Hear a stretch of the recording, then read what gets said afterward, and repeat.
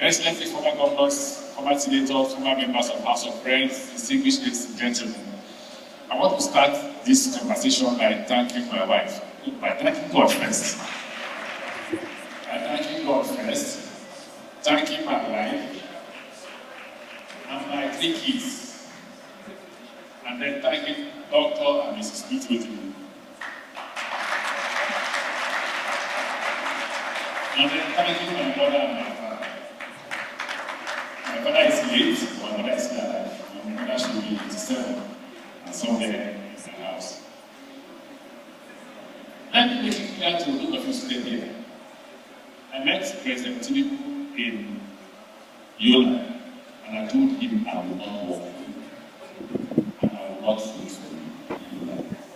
I did not vote for Tinubu. I will not have voted for him. That is, I told him in advance. Why I'm saying this is because people in Rivers have been writing, he didn't work for PDP, he didn't work for APC, he didn't support Tinubu. I told him in advance before the election, so it wasn't a matter of whether I did or not. I made him know that because I was convinced that there was an issue of capacity. You have raised issues here. Most of those who raise the issues of capacity, some of us who are here raising issues of capacity, are also those who vote on ethnic and religious basis, or who spoil innocent, uneducated people who are poor to voting for people for the reasons of religion and ethnicity. That's why we are here. And let me tell you, it's a conspiracy of the elites. Forget, when we sit here, we look at what is the best way to go to grab power. We don't care for you. No Nigerian leader cares for you. And the reason why no Nigerian leader cares for you is because you will do nothing. You protested. At the end of the protest, the president announced increase in price of fuel because he will do nothing. It's an absolutely do-nothing society. You may not know. One of the reasons I called it was your level of knowledge. I respect people who are more brilliant than me. You, him, Professor Wole Soyinka, that's how the friendship started. The reason, I don't know figures, so you know figures. And I respect you for the level of knowledge of economics. In fact, if you are not here and I was a president, you would have played a prominent role in the government I will serve. I don't care where you come from, for Christ's sake. It's about moving the country forward. We don't want to move the country forward. If you're not ashamed, I'm ashamed. My passport was seized in Germany. I did nothing. My offense is that I'm carrying a green passport. They kept me for nearly 30 minutes, and I was going for a medical checkup in Vienna. Show us your hotel. Listen, I should. Show us a tour ticket. I should. Wait. Just because I'm carrying a green passport. So if you're not ashamed, I am. I am. That's why I picked up this topic. And let me tell you why I picked up this topic. Nigerian leaders and elites are not the problems of Nigeria. The problems of Nigeria are the followership. The leaders, look, when people say Nigeria is a capital, there are no capitalists in Nigeria. Capitalists are those with capital to invest for production. Do we produce here? Everybody relies on oil. Everybody wants to, that's why once you become president, you will see what will happen. As soon as you become president, you will not know Christians from Muslims. You will not. They are all coming towards you to just have a hand in the stealing. That's what happens. So I look at Nigeria and I ask myself, what are we actually doing here? Do we really want to be a country? If we want to be a country, I'll give you an example of my stay in government. I was shocked at a lady that I gave an appointment. And I thought the lady was a destabilized Nigeria. Her only call to power was going to see the president and speaking Hausa Fulani language.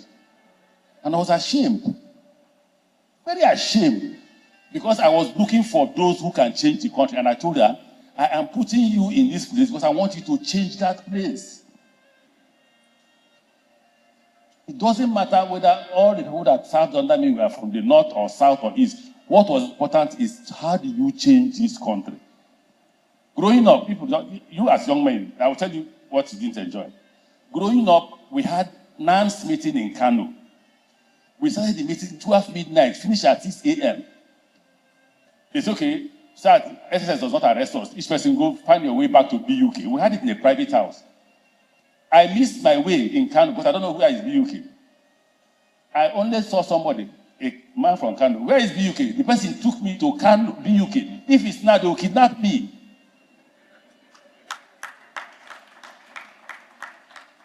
Look,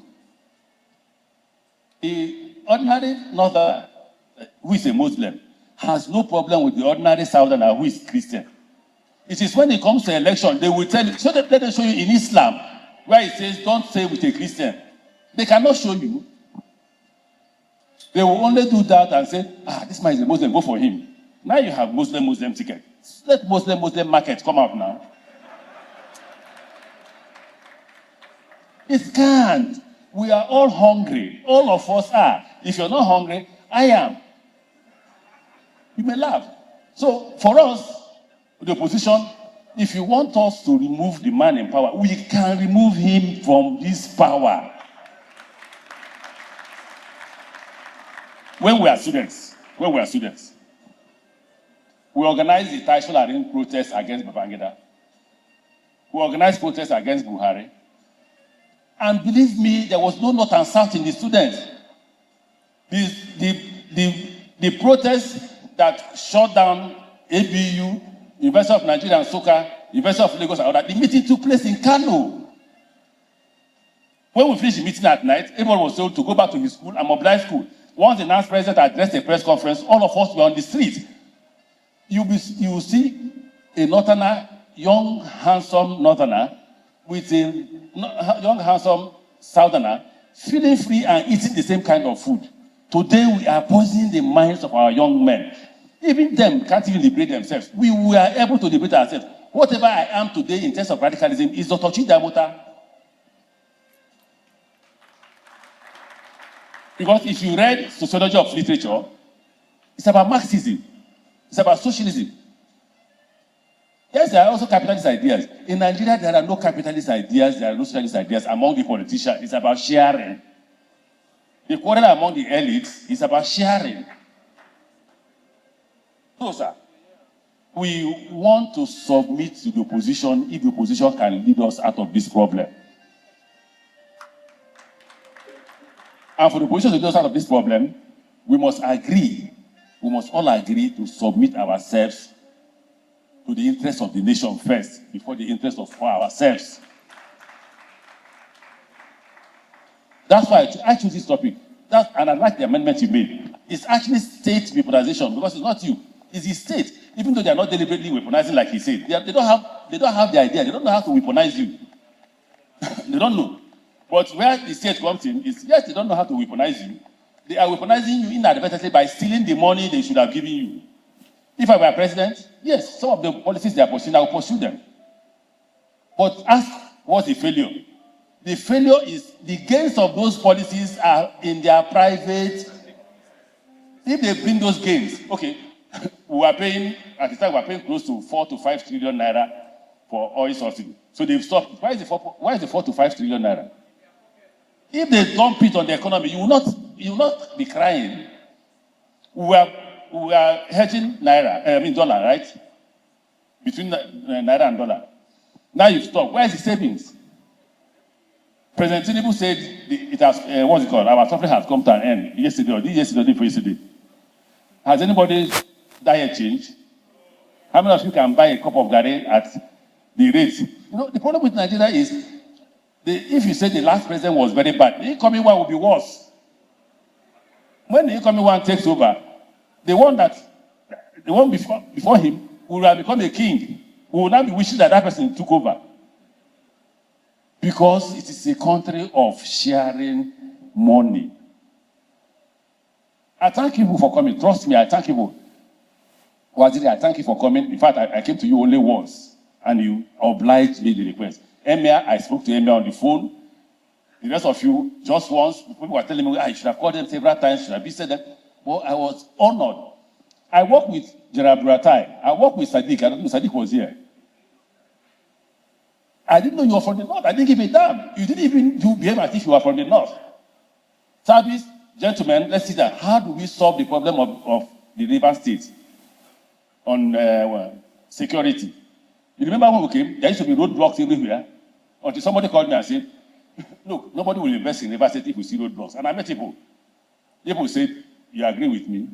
And we agreed and removed all the roadblocks. When we did, everyone was shocked. How can you remove roadblocks? We did. Two policies. Insecurity is 99.9% poverty. When Boko Haram started, they said, oh, they were anti-Christians. Is Boko Haram not killing Muslims? It is because hunger does not know religion.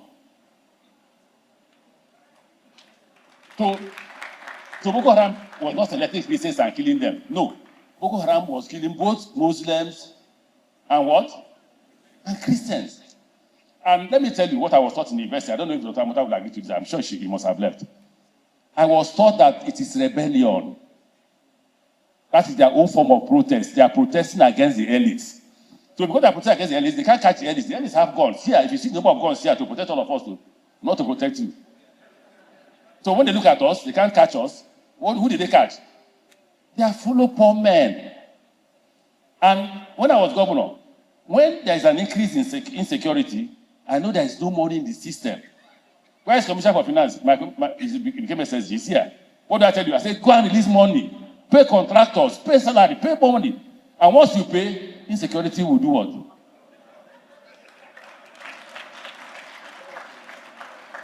So it's about poverty. It's about poverty. But currently, everybody wants to amass wealth. The current government and their agencies and who work with it, they are not even afraid. If you see the kind of houses they are building, if they are not afraid, I am ashamed for them because they have no name. In fact, they say in the university they will say who name pay. So I thank you. I will hope that all of us can come in the evening where we have the dinner. I thank those of you who have organized this reception. I thank those of you who have come. I thank Governor Suswan and my colleagues. Governor of Niger says that he was more radical than me, and he was older. And as an older radical, you are not a good radical because you're too old. So when he said I'm radical, he was more radical. I was impressed in the governor's forum. I thank you people for giving me support. Him, Governor Sule Lamido, and all others, they pushed me on with their radical ideas. Maybe behind me, maybe you were talking about religion and this, but at the governor's forum, we didn't do religion. We didn't do ethnicity. What we took was Nigeria. When we dissect Nigeria, some will support, some will oppose. Anybody, when we vote, once the majority takes the position, everybody will join the majority. So I thank my colleagues who have come here, and I thank the Emir of Duse and Emir of Kano. I thank you very much. I thank my former chairman of party when I was in PDP, Prince Secondus, and IGP. I thank my brother governors of Bayelsa. Liel and I were very, very close when we were in Governor's Forum. Me, Liel, and Oduan. It was a good friendship that we ate together, laid on the same listen together, and all that. So, good, Liel, I thank you. I thank all those who have come from River State for this show, for this thing. And then today's dinner will be the last ceremony we will have.